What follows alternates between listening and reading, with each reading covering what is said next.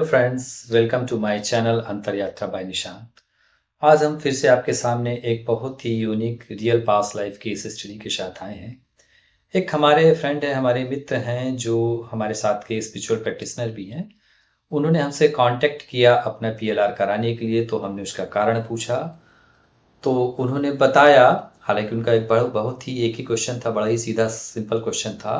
वो इस लाइफ में शिव के बहुत ही अनन्य भक्त हैं और ज़्यादातर टाइम उनका भक्ति में ही जाता है। और इस टाइम पर वो एक ऋषिकेश के एक आश्रम में रहते हैं।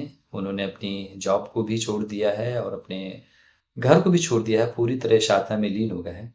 तो उनका ये क्वेश्चन था कि ये जो मैं शिव की भक्ति कर रहा हूँ, क्या इस भक्ति से भी मेरे किसी पास्ट लाइफ का कोई कनेक्शन है।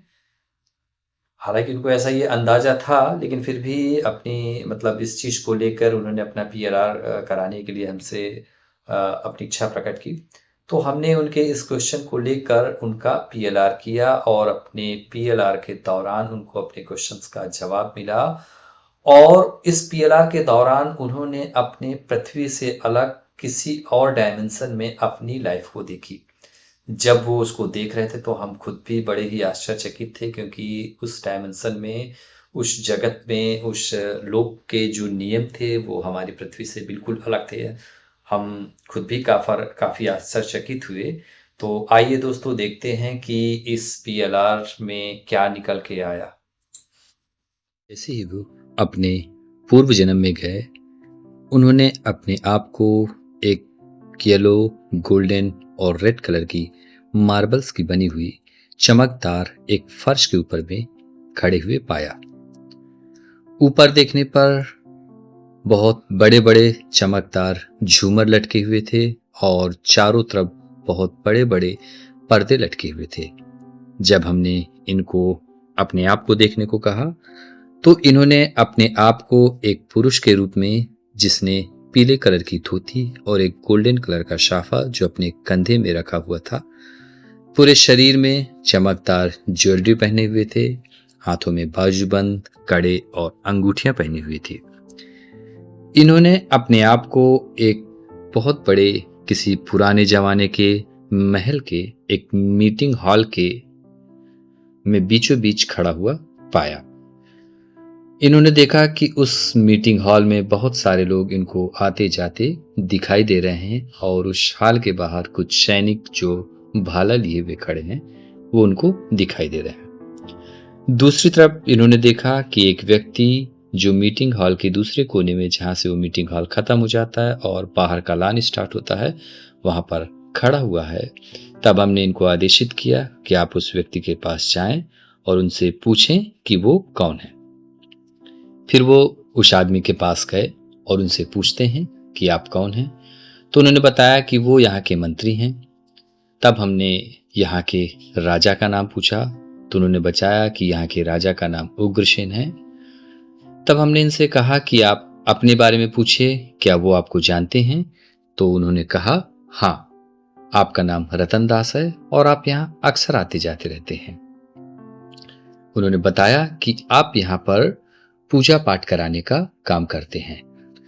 तब हमने इनसे पूछवाया कि उनसे पूछिए कि ये कौन सी जगह है। तो उन्होंने बताया कि ये किन्नर लोक है। तो हमने इनसे पूछवाया, क्या ये पृथ्वी में है। तो उन्होंने कहा कि नहीं, ये पृथ्वी से अलग ही एक दूसरा लोक है, एक दूसरा डायमेंशन है। तो हमारे मन में एक जिज्ञासा सी हुई कि यहाँ के लोग क्या खाते होंगे। तो हमने इनसे पूछवाया कि इनसे कहिए कि मुझे भूख लगी है, कुछ खाने को हो तो मुझे उपलब्ध कराएं। तो जैसे ही उन्होंने खाने की इच्छा जताई तो इनके हाथ में एक गोल्डन कलर की प्लेट, जिसमें बहुत सारा व्यंजन और कुछ चपाती रखी हुई थी। तो इन्होंने हमसे बताया कि जैसे मैंने इच्छा की तो मेरे हाथों में गोल्डन कलर की थाली और कुछ चपाती और बहुत सारे व्यंजन आ गए हैं, प्रकट हो गए हैं। तो हमने इनसे कहा कि ठीक है, इसको टेस्ट कीजिए। तो उन्होंने कहा कि यहीं बैठ के टेस्ट करूं। तो हमने कहा हाँ। तो जैसे ही इन्होंने बैठने की इच्छा जताई तो यहाँ पर एक तख्ती जैसी प्रकट हो गई। तो उन्होंने बताया कि यहाँ बैठने के लिए एक तख्ती जैसे प्रकट हो गई है। तभी उन मंत्री ने इनसे कहा कि घबराइए नहीं, यहाँ पर हर चीज इच्छा से प्रकट हो जाती है। तब इन्होंने उस तख्ती में बैठ करके इस भोजन को टेस्ट किया और बताया कि यहाँ इसका टेस्ट बहुत फीका सा है। इसके बाद इन्होंने कहा कि मेरी भूख खत्म हो गई है। तो जैसे ही इन्होंने ये इच्छा जताई तो वो थाली गायब हो गई है और इन्होंने पानी पीने की इच्छा जताई। तो जैसे ही इन्होंने पानी पीने की इच्छा जताई तो इनके पास एक गोल्डन कलर की ग्लास जिसमें पानी भरा हुआ था वो प्रकट हो गया और इन्होंने पानी पी के अपनी प्यास बुझाई। फिर इन्होंने बाहर जाके देखा, बाहर लान की तरफ गए तो उन्होंने देखा कि कुछ व्यक्ति इनको उड़ते हुए नजर आ रहे हैं। तो मंत्री ने कहा कि यहाँ पर व्यक्ति उड़ भी सकते हैं और जिस चीज की इच्छा करते हैं वो चीज यहाँ पर प्रकट हो जाती है।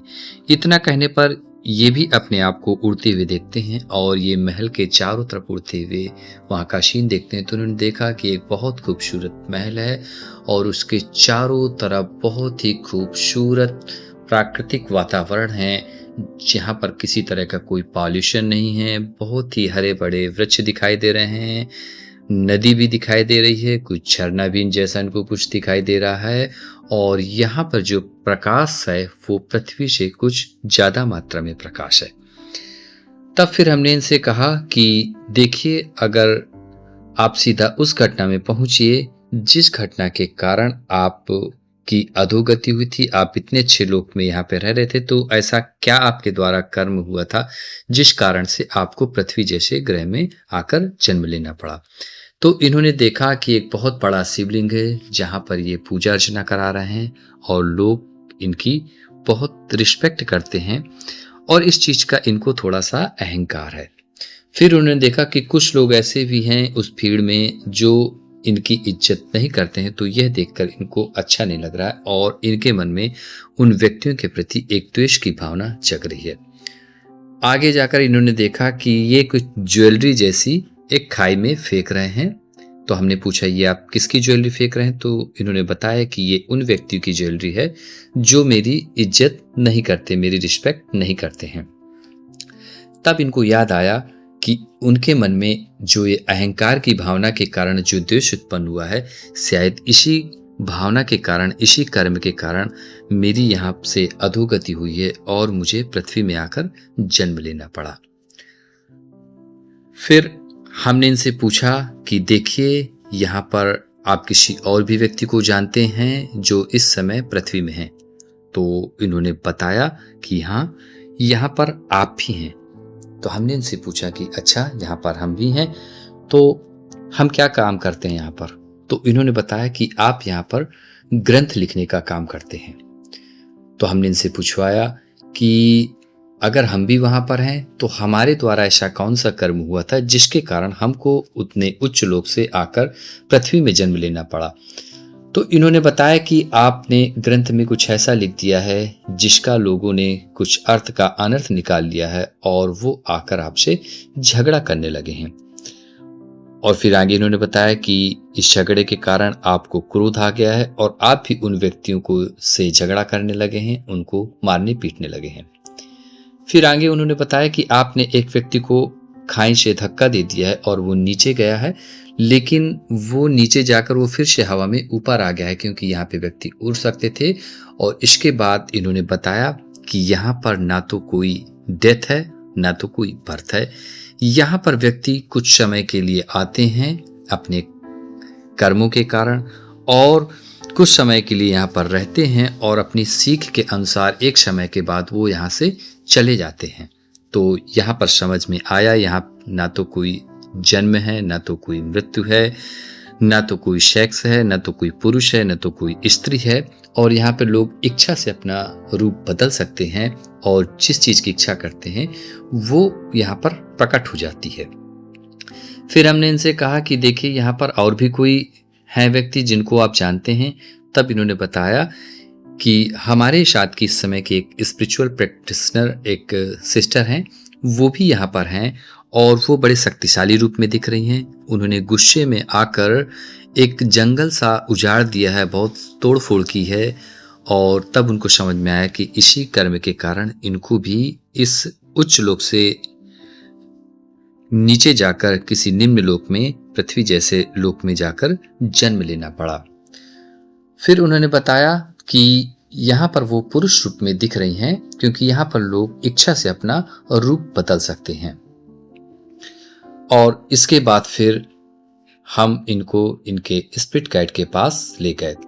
जब हम इनको स्पिरिट गाइड के पास ले गए तो फिर इनके स्पिरिट गाइड ने इनको बताया कि दोबारा से आप लोगों को साधना करना है, अपनी स्थिति को फिर से पाना है और अहंकार, क्रोध जैसे गुणों को धीरे धीरे अपनी साधना के माध्यम से खत्म करना है और अपने ज्ञान से लोगों की सेवा करना है। इसके बाद हम इनको वापस ले आए।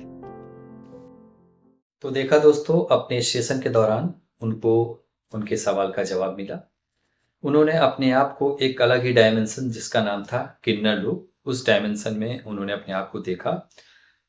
हालांकि किन्नर शब्द का जो यूज है वो शिव भक्ति के लिए यूज होता है, लेकिन आजकल किन्नर शब्द का यूज किसी अन्य जगह पे होने लगा।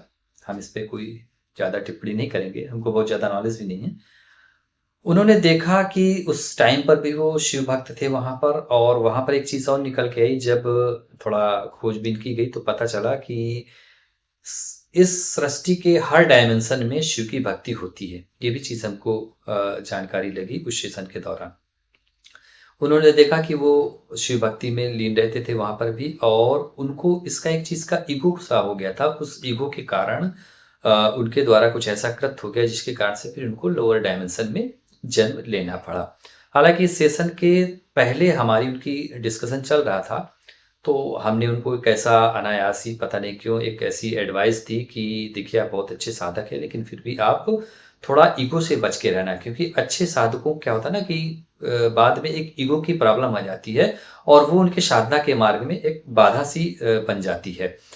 और इन्होंने जब हमारे बारे में पूछा तो मैंने ऐसा कहा कि ये जो हम पीएलआर कर रहे हैं, तो इस पीएलआर से जो केस स्टडी निकल के आ रही है, इसकी मैं एक बुक लिखना चाहता हूँ ताकि इस बुक को लोगों तक मैं पहुँचा सकूँ और लोग इन केस स्टडी को पढ़कर उनके भी सवालों के जवाब उनको मिल सके और वो जागरूक हों।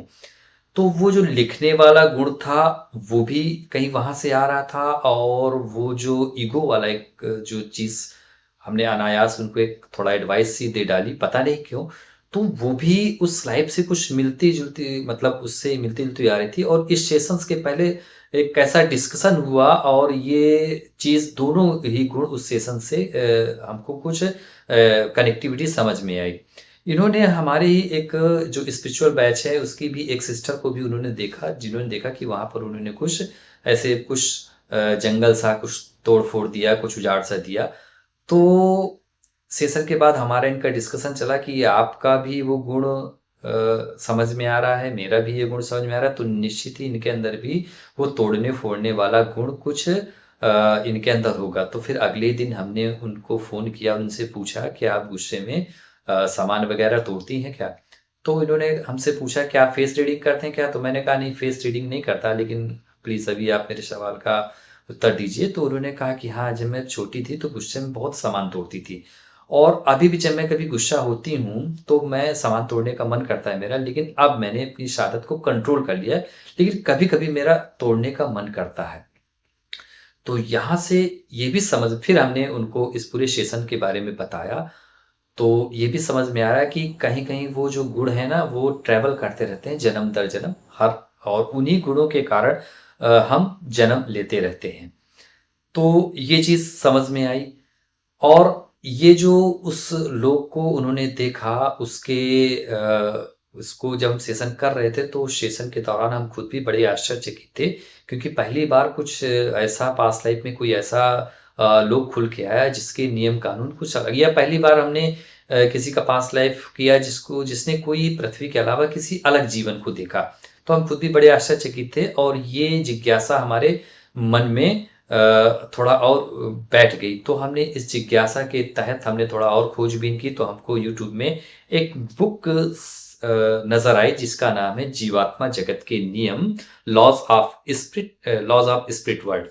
इस बुक को लिखा है खुर्शीद भावनगरी ने, और इस बुक में भी कुछ ऐसे ही लोगों का कुछ ऐसे ही डायमेंशंस का वर्णन है, और इसमें कुल मिला के 7 तरह के डायमेंशंस बताए गए हैं, जिसमें से तीसरा चौथा डायमेंशंस कुछ ऐसा ही कुछ मिलता है जैसा कि इस सेशन के दौरान भाई ने जो लोग देखा।